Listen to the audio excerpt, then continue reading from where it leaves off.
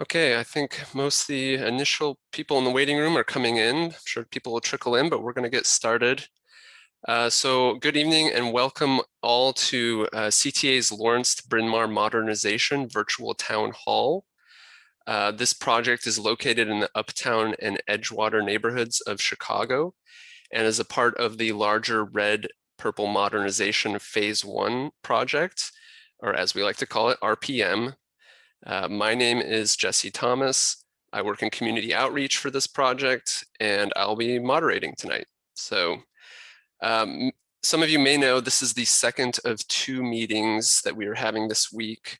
We're going to be going over largely the same content as the previous meeting we had on Tuesday, but we're also going to have the same format with breakout rooms. So there'll be new discussions and new questions to be had in those breakout rooms. Before we get started, I'll just go over real quickly a little bit how this virtual meeting will work. As you can see, we have live ASL interpreters. They will be throughout this presentation providing sign language support. And also in the one of the breakout rooms that I will explain as we get to that point. We are also on Facebook Live, so hello to everyone who's joining through Facebook Live. Welcome to all of you. We're going to be recording this meeting, and it will be posted online afterwards as well for your information.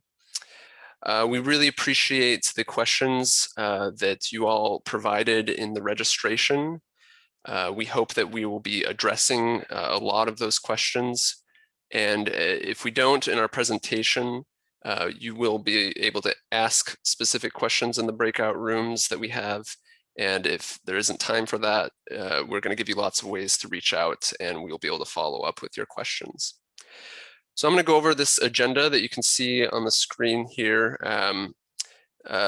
This is kind of how the meeting will go. We're going to first go over the project generally and have an overview and timeline of it. We'll be going over the station designs as well. Then we'll be going into the stage A, as we call it, construction. That's the stage that is coming up in the neighborhoods. We'll be talking about the impacts associated with that construction, both to the community and then also to CTA service.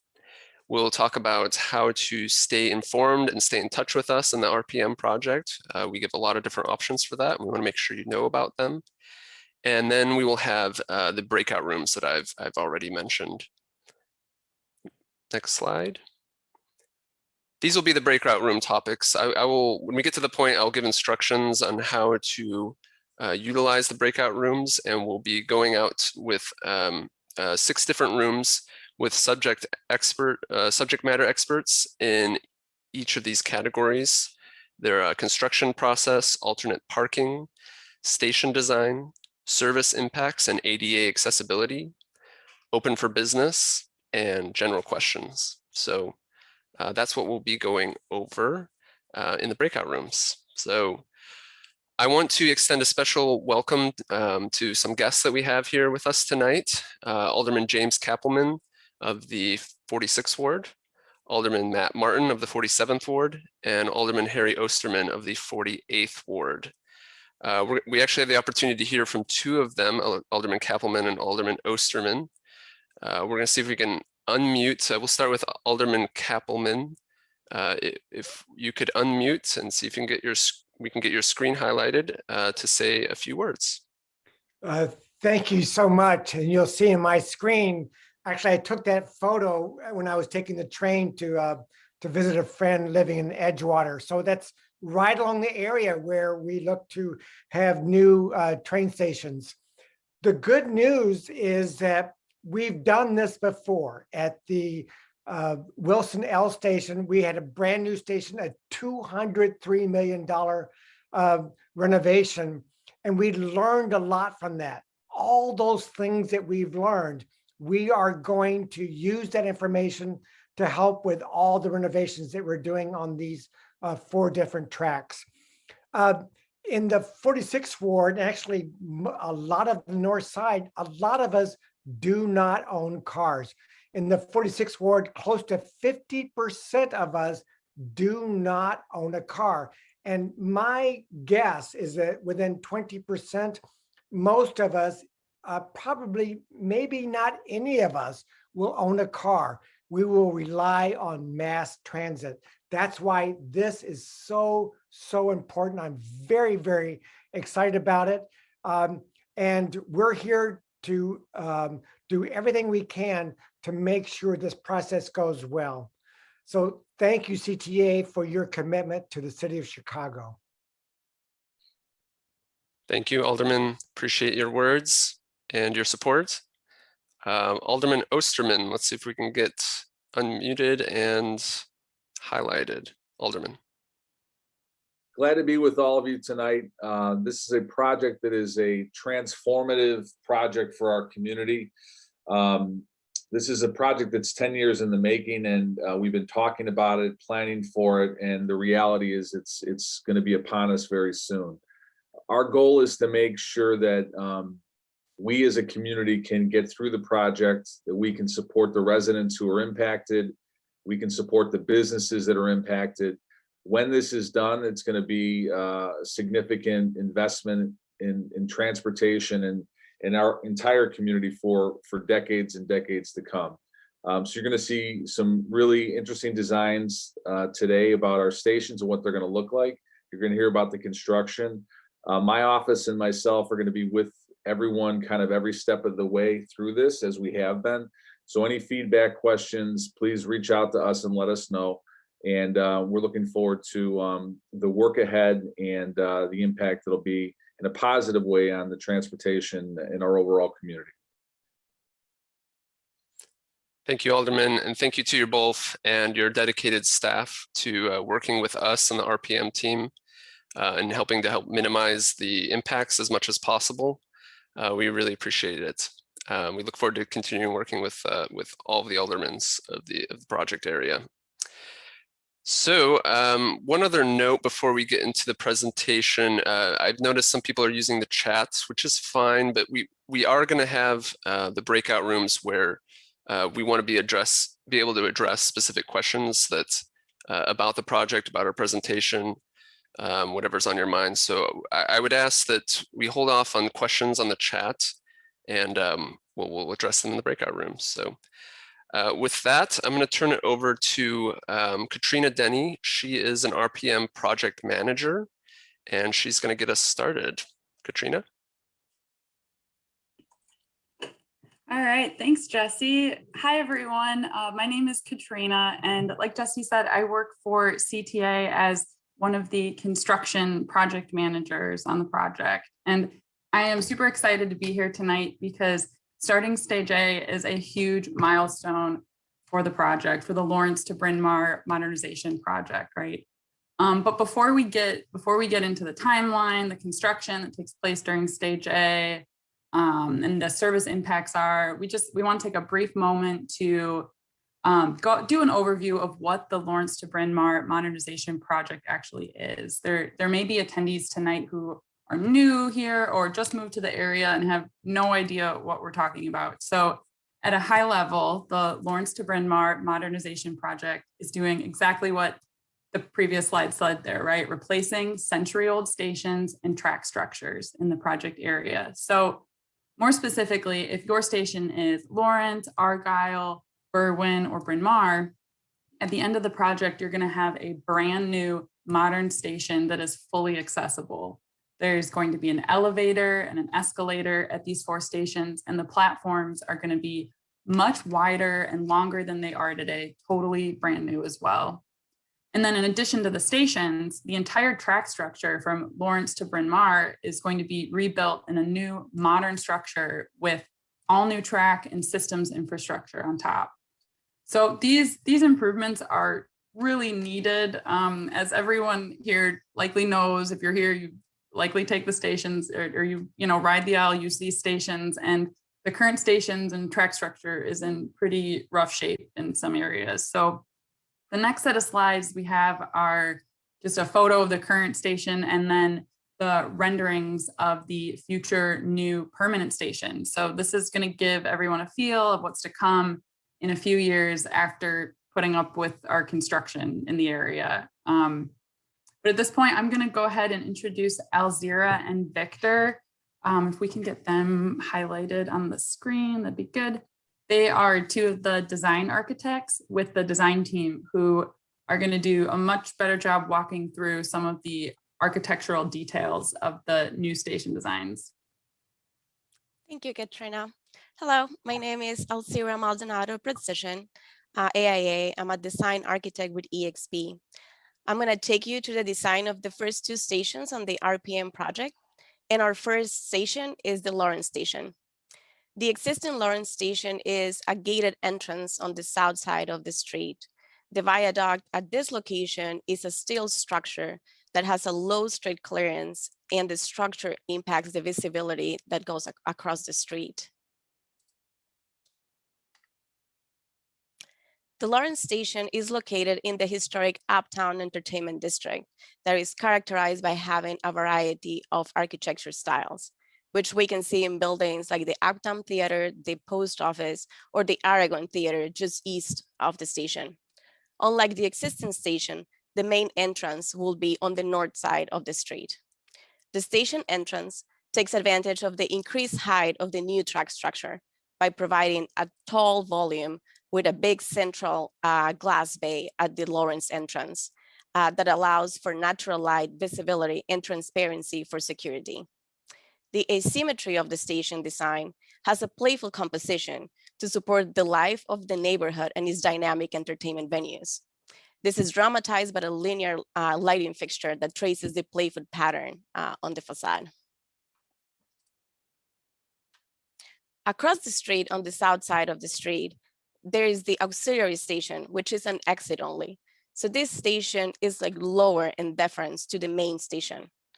This station house also has an asymmetrical facade that is emphasized by the linear lighting that traces the playful pattern on the openings. The Lawrence Station intends to be a gateway to the Uptown Entertainment District. The proposed overhead lighting panels between the station houses not only tie the stations across the street, but proposes to alter the point of arrival to a dynamic and animated space. In a night of a show or a premiere of a movie, the panels overhead will provide color changing lights or graphics that will be displayed up there.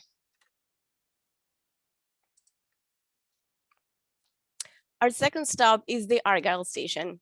The existing Argyle Station is on the north side of the street. The existing track structure has a low street clearance and a forest of columns at the public way that obscure the views to the station entrance and impacts the visibility across the street. The Argyle Station sits in a unique location, the West Argyle Street Historic District. This is a very animated and dynamic street as well, and at times it serves as a civic space. The main station entrance will remain on the north side of the street, and it takes advantage of the increased height provided by the new track structure. The building height steps up at the entrance to create a safe and welcoming entry. The new station design is influenced by both traditional and contemporary Asian architecture. In response to the animated and cultural diversity that is on the district, the station features a red terracotta cladding that symbolizes the color for good luck and prosperity that is recognized in the Asian culture. The design is also influenced by the physical context. So the new station will feature the historical columns, the original ones, that they will be restored and reinstalled in the main station. Next, please. The auxiliary station will be on the south side of the street, and it is really similar in design to the main station house. It is taller central volume, and it has a projecting canopy onto the street.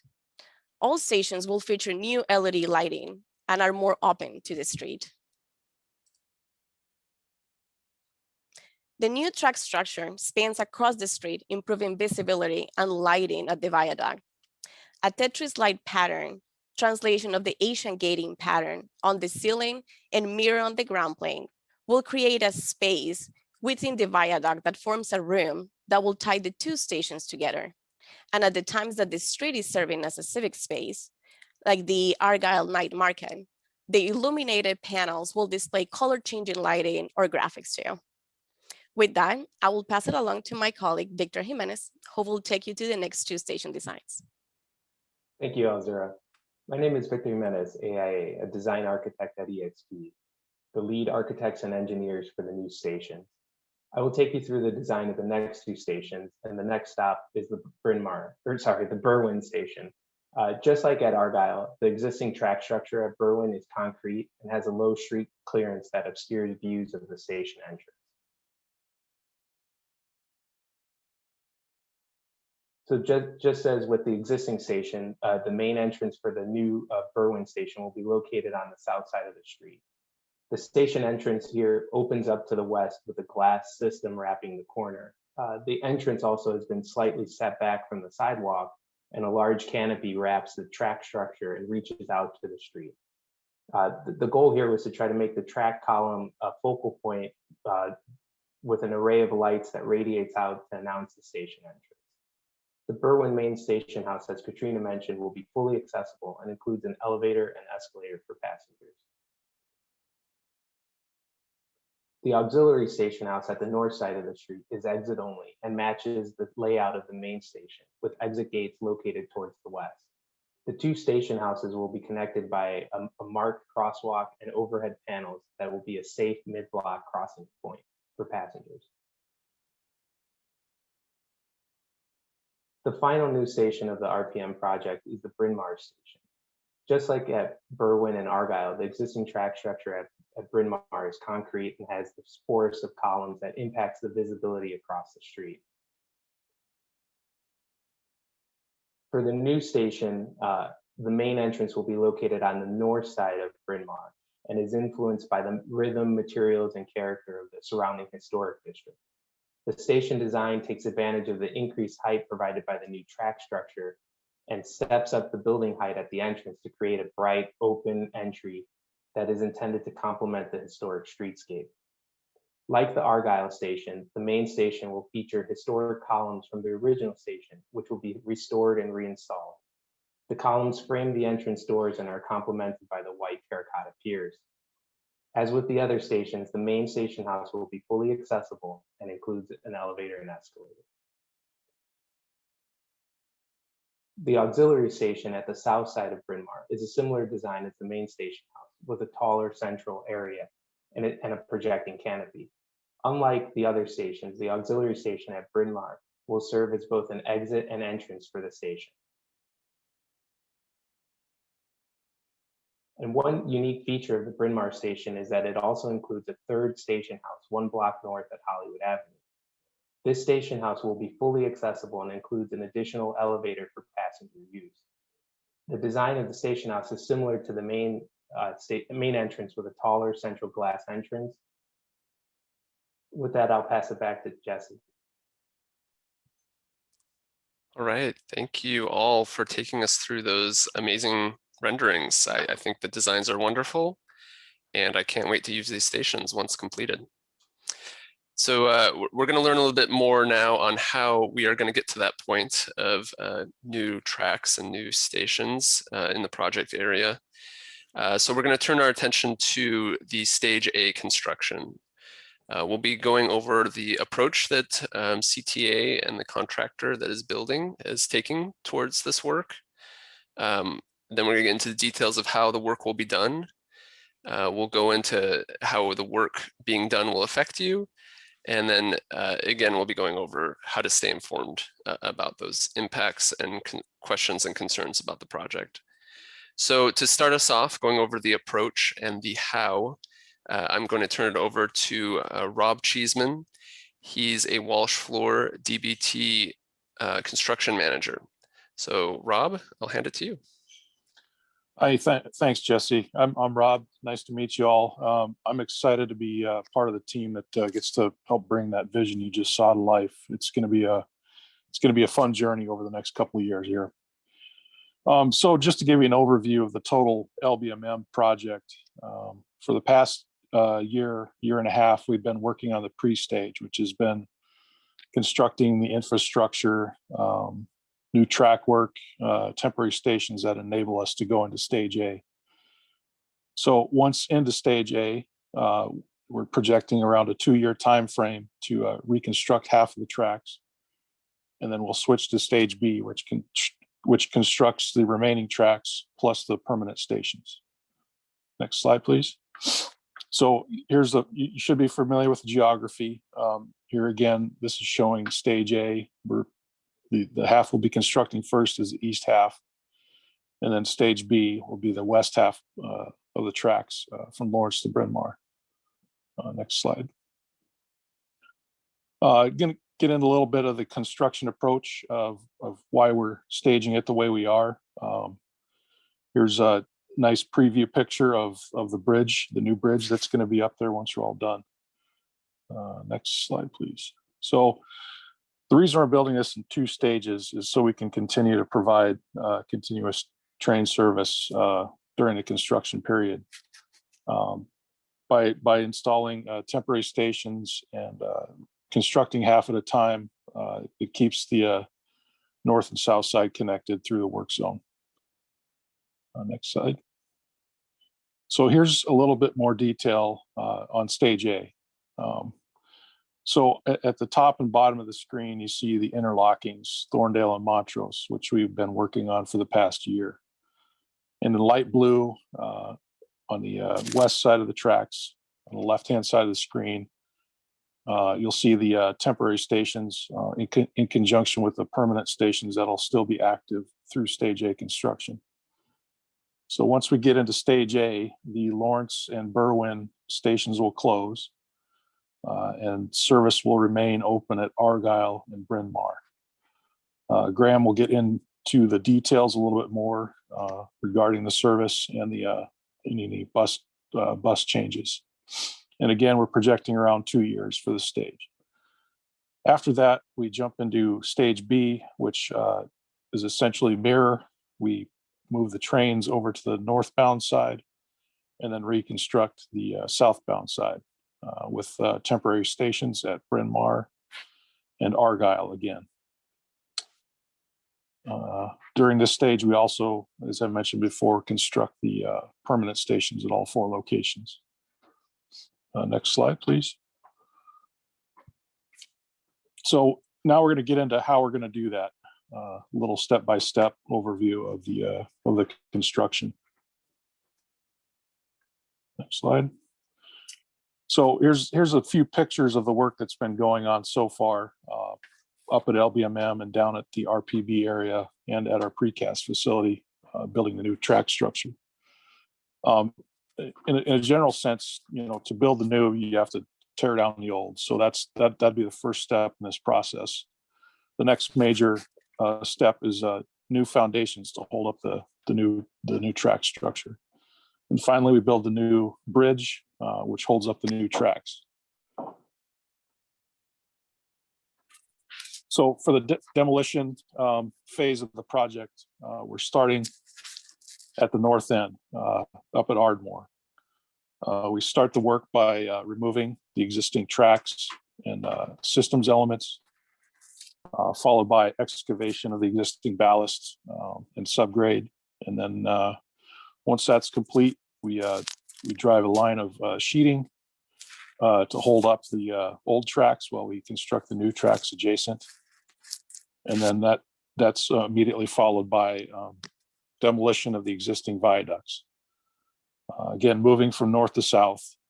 Once the viaducts are removed, we then install access ramps, which are, in a short sense, removing the existing retaining walls behind the curb to allow equipment to cross street and get back up on the embankment to continue with the foundations, which we'll talk about next.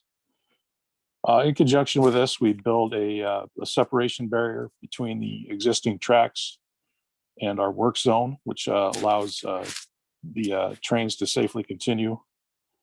And again, this is all starting here, hopefully within a month or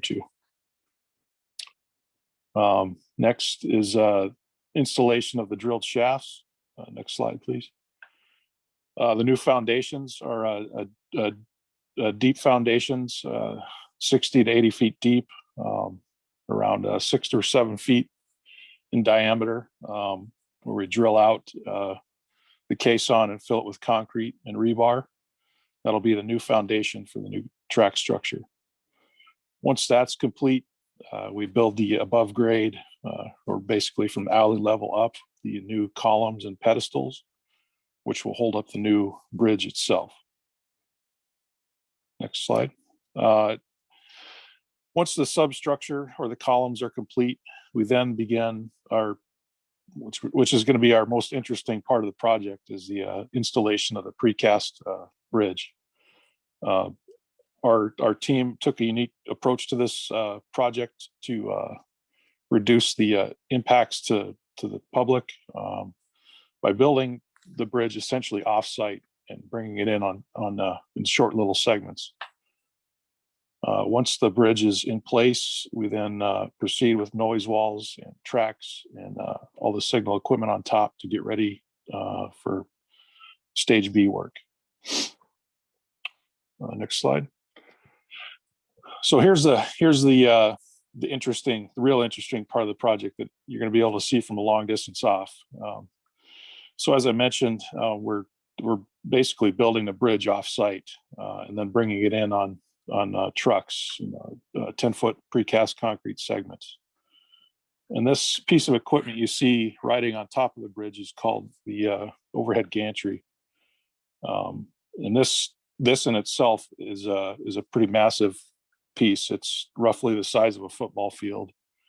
It's 20 to 30 truckloads of materials to put it together.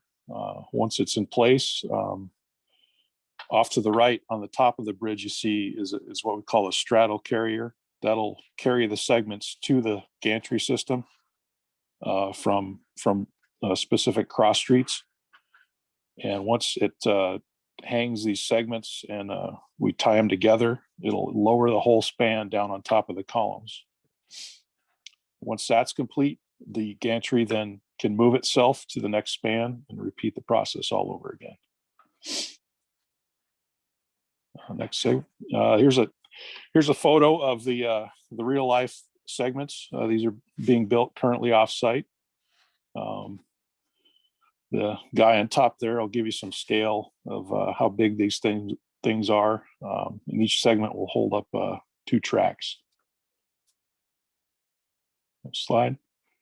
So again, following the demolition and the foundation work, the gantry work and a precast segmental bridge work will start up at Ardmore. That's where we'll put the gantry system together and start building the spans. Building the whole bridge span by span and moving on south. So Ardmore, Balmore, and Ainsley are highlighted here. Those will be our strategic loading locations for bringing the trucks loaded with the precast segments up to the bridge location. And as I showed on the previous slide, the straddle carrier will bring those down to the mobile launching gantry. So if you can imagine, we build spans, we build the bridge from Ardmore to Balmoral, and then we move our loading bay operation down to Balmoral and continue on south. Next slide. So this is a picture of a similar gantry that we'll be using for the loading bay. This one's at the precast facility. It's on wheels. The one we'll use on site will be stationary, but you can imagine the truck will bring a segment in here. This loading bay will pick it off the truck and then place it on the newly completed bridge above. A little bit more detail to give you some more scale. So imagine yourself riding the train here, going downtown.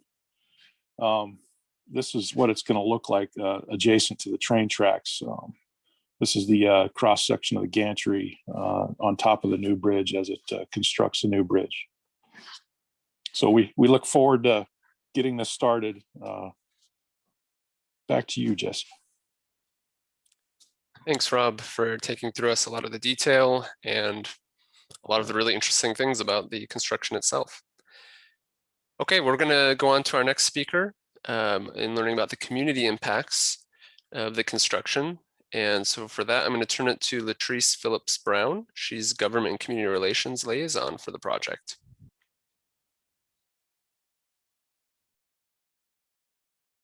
Oh, Latrice, could you unmute? Okay, can you guys hear me now? There you go. Thank you. Good evening, everyone. I will be covering how will this work affect you? Community impacts. Impacts and mitigations.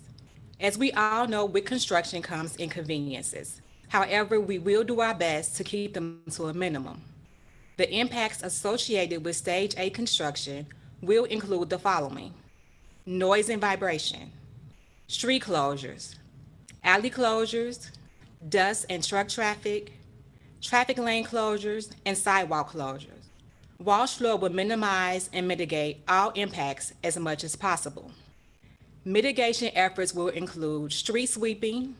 Whenever possible, the noisiest work activities will be performed during daytime hours. For those occasions when nighttime and/or overnight work is necessary, the contractor will use noise blankets and sound barriers to minimize the noise. Water will be used to minimize the distribution of dust during demolition activities. There will be rodent abatement, street cleaning, and last but not least, the contractor will be providing free pre-construction surveys for the property owners that will be directly impacted by the upcoming construction. This survey is important to you as a property owner because it will establish a baseline of the existing and current conditions of your property before the start of construction.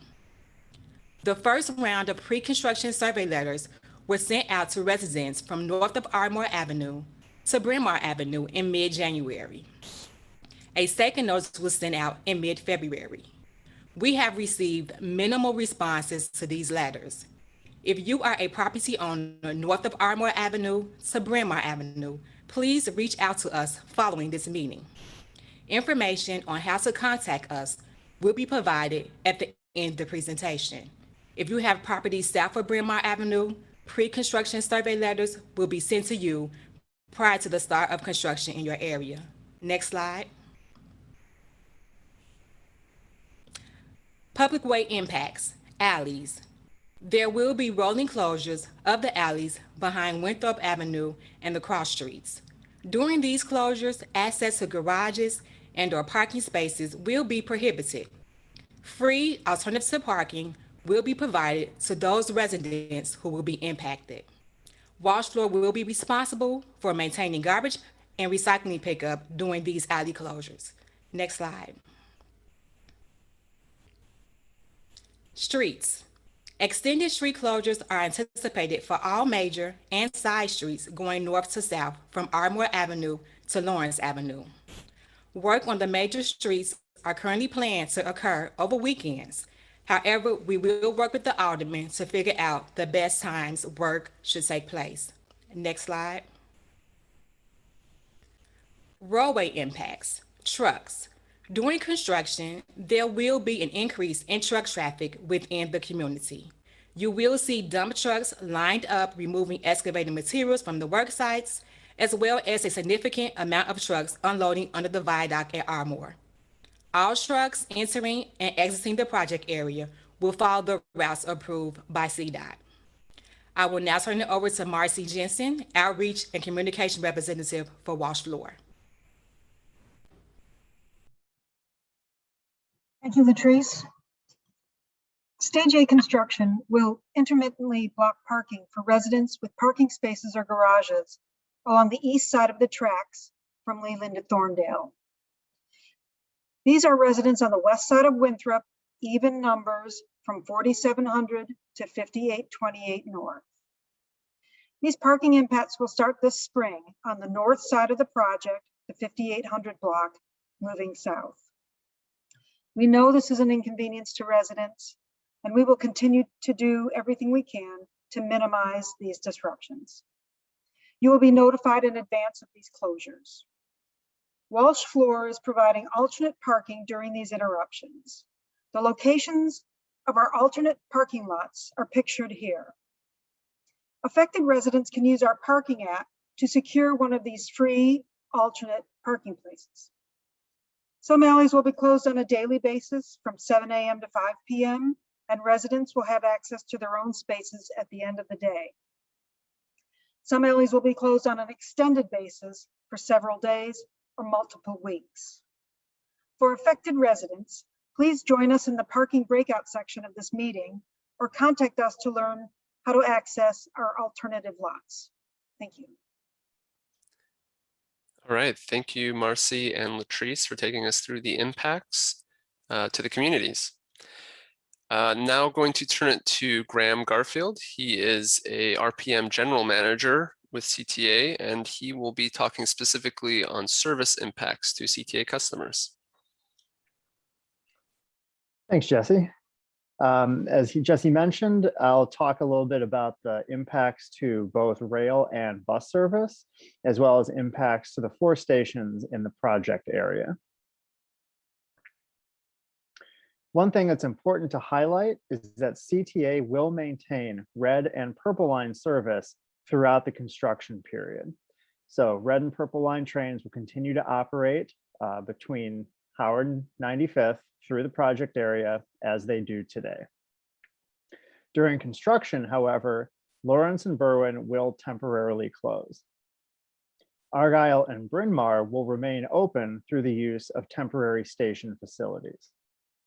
The temporary stations will serve passengers until all 4 new stations are completed, which is anticipated by the end of 2024. Because the 4 tracks of the red line and purple line have to be merged into 2 tracks during construction, there will be some minor delays that can be expected. We strongly recommend that you allow a little extra travel time to make sure that you reach your destination on time. There will be some bus impacts during the project as well. These impacts are primarily to reroute buses that connect with closed red line stations to other red line stations to make sure to maintain those bus rail connections for transferring passengers. The number 81 Lawrence bus will be rerouted south to connect to the Wilson red line station. The 92 Foster bus will be rerouted north to connect to the Bryn Mawr temporary station. The 146 bus, which currently goes to Berwyn Station, will continue to operate on its current route and will begin and end in its current location at Berwyn just east of Broadway. I'll now go through the 4 affected stations with a little bit more detail for customers who may be passengers, regulars of those stations. If your station is Lawrence, your station will close at the beginning of Stage A construction in spring 2021 and will remain closed throughout the construction period. It will reopen with a brand new station by the end of 2024. If you use Lawrence, you can access the red line either by going a quarter mile south to the Wilson station or a quarter mile north to the temporary Argyle station. The number 36 Broadway bus, which runs parallel to the red line, also connects to both the Wilson and Argyle stations.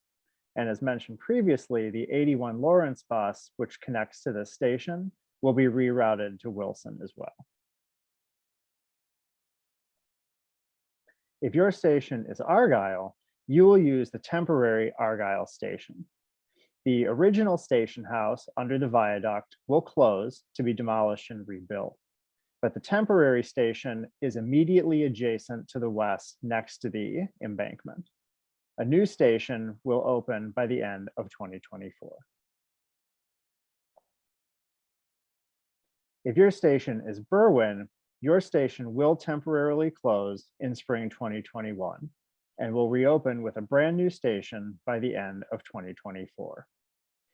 If you need to access the red line, you can use the temporary Bryn Mawr station a half mile north or the temporary Argyle station a quarter mile to the south. The number 36 Broadway bus, as mentioned, runs parallel to the red line and connects to both of these stations. Finally, if Bryn Mawr is your station, you will use a temporary Bryn Mawr station. The setup of the temporary Bryn Mawr station will be a little bit different. It'll have 2 separate entrances to serve each direction of travel. Southbound passengers needing trains towards downtown and 95th will board at a new temporary entrance, which is pictured here, on Broadway, a half block north of Bryn Mawr. Northbound passengers needing trains toward Howard will board using the current Bryn Mawr entrance under the viaduct. Number 92 Foster buses, which currently connect to Berwyn, will be rerouted to connect to the Bryn Mawr station instead. Eventually, in a later phase of construction, the original station house will be closed to be demolished and rebuilt, with the new Bryn Mawr station opening by the end of 2024. All right. Thank you, Graham, for taking us through the service impacts. Okay, I'm going to just go over the myriad of ways that we on the RPM team are trying to keep you informed. So we can go to the next slide to look at those. Obviously, this virtual meeting during these pandemic times, we can't meet in person as readily, but this is part of our efforts to stay in touch despite the limitations that the pandemic is bringing. We're also going to be doing block by block meetings at a smaller scale. So please, when you get information for that and it's impacting you on your block, please attend those. We've also been doing the last several months virtual monthly office hours. That's a forum for anyone who has questions that may need more than just an email response, where you can actually talk to the RPM team in a virtual setting. So stay tuned for those as well if you're not already getting those alerts. Speaking of which, we highly encourage everyone to sign up for our alerts, where we let people know about the virtual office hours, and we let people know about the construction updates via email, e-blasts. So I highly recommend that you sign up for the alerts for this project to get those alerts. Of course, we have our website as well. Social media, we are on Twitter, we are on Facebook and Instagram.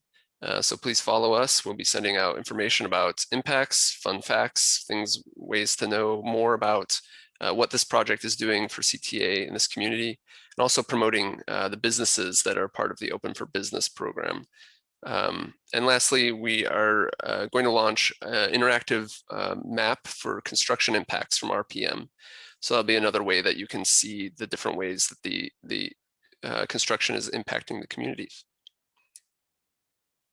And here are the different venues to sign up or get information online.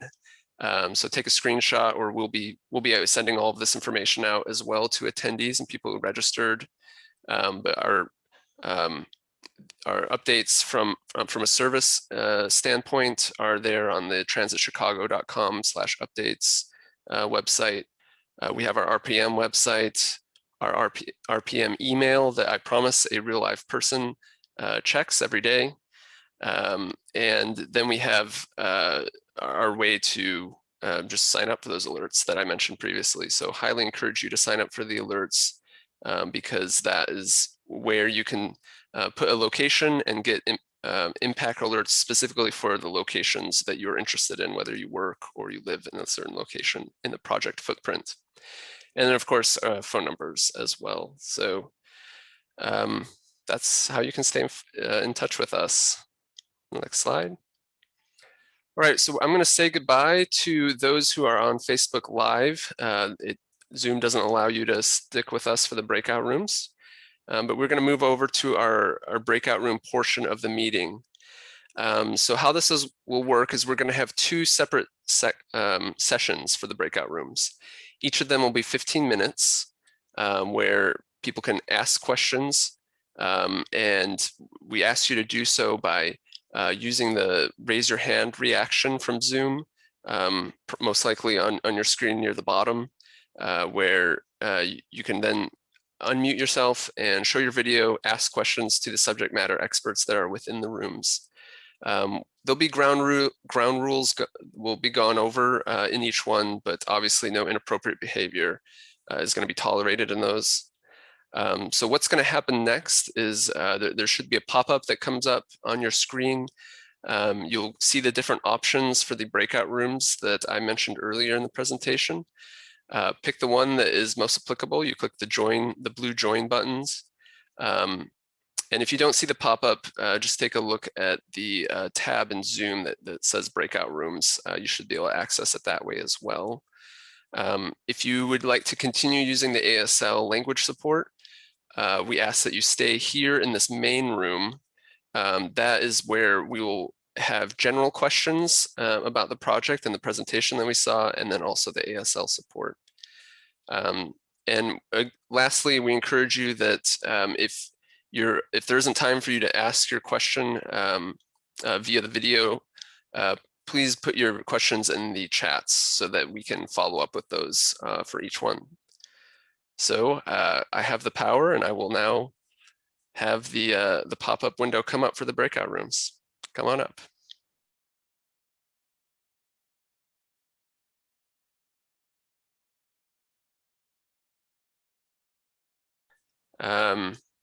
Just want to extend thanks to everyone for taking time out of your evening to learn about this project, listen to what we have to say about it.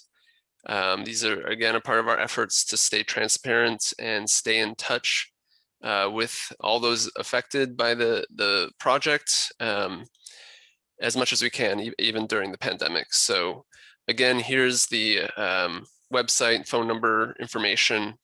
Again, emphasize that signing up for alerts is the best way to just get the applicable information to you sent right to your inbox. And then if go to the next slide, highly encourage everyone to go to our social media pages.